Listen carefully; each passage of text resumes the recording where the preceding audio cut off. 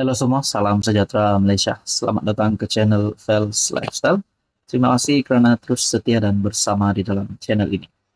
Saudara-saudara, akhirnya Muhyiddin Yassin selepas disiasat polis, rupanya tindakan Muhyiddin. Beliau telah membuat pengakuan bahwa mempunyai SD ataupun akuan berkanun yang menyokong beliau sebagai Perdana Menteri pada ketika selepas pilihan raya umum ke-15. Saudara-saudara, selepas Muhyiddin Yassin disiasat. Akhirnya ini pengakuan Mahyadin yang pasti mengejutkan istana Pahang. Menurut Muhyiddin Yassin, selepas beliau dikatakan mempertikai keputusan yang di Pertuan Agong ke-16 pada ketika itu, Al-Sultan Abdullah Riayatuddin Al-Mustafa Billah Shah, di dalam ucapan Muhyiddin yang menjadi kontroversi itu, akhirnya ini pengakuan Muhyiddin. Walaupun sebelum ini kita mendengar Muhyiddin kata itu adalah fakta.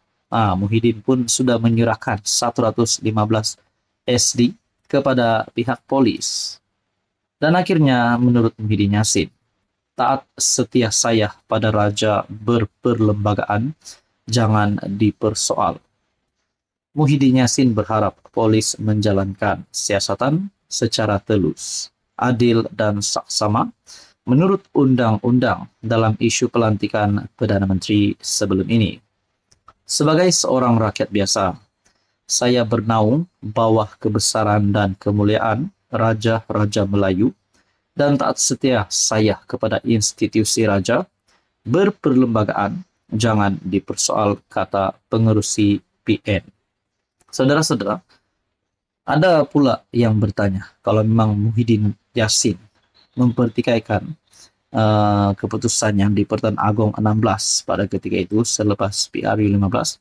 Kalau memang benar-benar Muhyiddin Yassin bersalah, adakah beliau berisiko untuk dikenakan tindakan undang-undang ataupun dikenakan di bawah akta hasutan?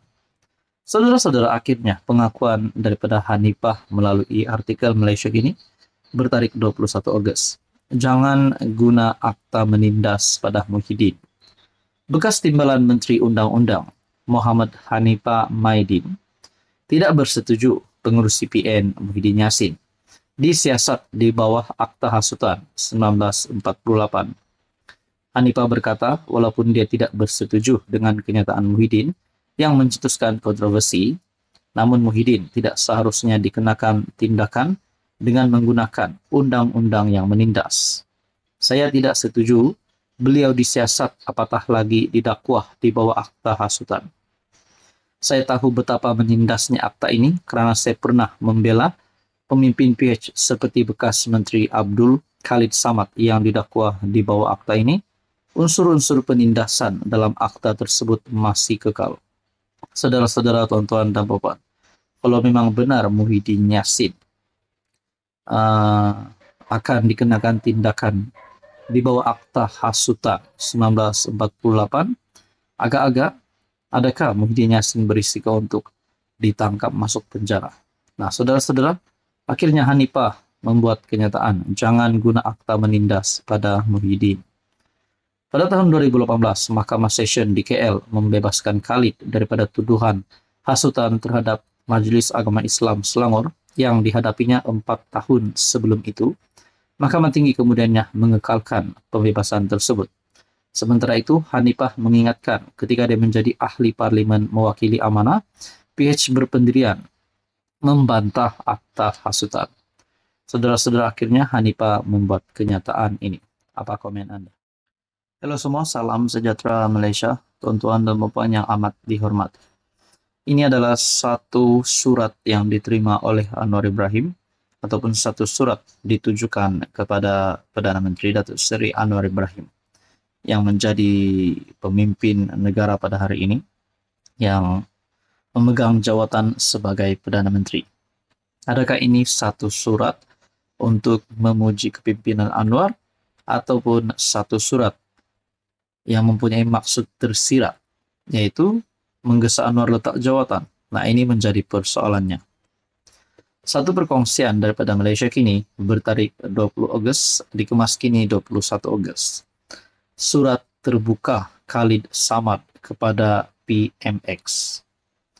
YAB Datuk Seri Perdana Menteri Anwar Ibrahim. Pada mulanya, saya ingin mengucapkan tahniah dan syabas atas prestasi ekonomi negara yang telah berjaya ditangani dengan baik, seperti mana dilaporkan oleh Bank Negara dan agensi-agensi bebas antarabangsa. Pengurusan ekonomi di peringkat makro agak mengkagumkan, di mana pertumbuhan, kadar inflasi, serta pengangguran berada di kadar yang sangat memuaskan. Begitu juga saya ingin mengucapkan tahniah dan syabas atas kemenangan calon perpaduan di Nenggiri. Semoga ini petanda gelombang hijau telah berakhir dan berubah menjadi hanya tempias. Saudara-saudara, ini mungkin satu kredit dan satu perkara yang menjadi suntikan kepada Kerajaan Perpaduan dan Anwar Ibrahim untuk terus menerajui tampuk kepimpinan negara sehingga 10-20 tahun akan datang. Namun di dalam surat ini, menurut kenyataan ini, namun demikian, di sebalik kejayaan-kejayaan ini, perlu saya tarik perhatian YAB kepada peristiwa di peringkat mikro, di mana satu kemungkaran sedang berlaku. Wow, apa kemungkarannya? Kita teruskan di dalam pembacaan ini. Ini adalah berhubung pampasan untuk golongan minoriti yang menolak tawaran pemaju di Kampung Sungai Baru, Kampung Baru.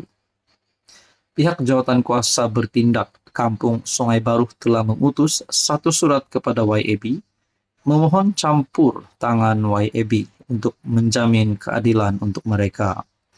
Ini adalah kerana pampasan yang diterima hasil dari penilaian oleh jabatan kerajaan adalah terlalu rendah dan tidak masuk akal. Surat terbuka jawatan kuasa bertindak tersebut telah mengemukakan segala bukti dan hujah mengapa penilaian tersebut adalah terlalu rendah dan tidak perlu saya ulangi bukti dan hujah itu di sini. Yang ingin saya nyatakan adalah rayuan mereka seolah-olah tidak diendahkan atau dipeduli, dan hingga hari ini kerajaan pimpinan YAB telah gagal menjelaskan mengapa penilaian itu dianggap adil dan berpatutan oleh pihak kerajaan. Sekiranya itulah pendirian kerajaan YAB. Dalam soal ini, YAB tidak boleh melepas tangan kerana penilaian yang dibuat adalah oleh sebuah jabatan kerajaan di bawah YAB, walaupun ianya telah dibuat pada zaman kerajaan PN yang kononnya memperjuangkan kepentingan Melayu. Saudara-saudara, bagi saya, sudah pasti Anwar Ibrahim akan menyelesaikan segala isu keperluan dan kebajikan rakyat Malaysia, tidak kira agama, bangsa, dan kaum. Dan sudah pasti surat ini akan sampai kepada Anwar Ibrahim, dan Anwar Ibrahim sudah pasti akan melakukan tindakan yang sewajarnya selepas ini sebagai Perdana Menteri. Saudara-saudara, tuan-tuan dan puan, mungkin ada yang kata kerajaan gagal, ada yang kata kerajaan hari ini adalah kerajaan yang terbaik. Semua itu adalah komen daripada netizen kepada penyokong dan juga kepada yang bukan penyokong.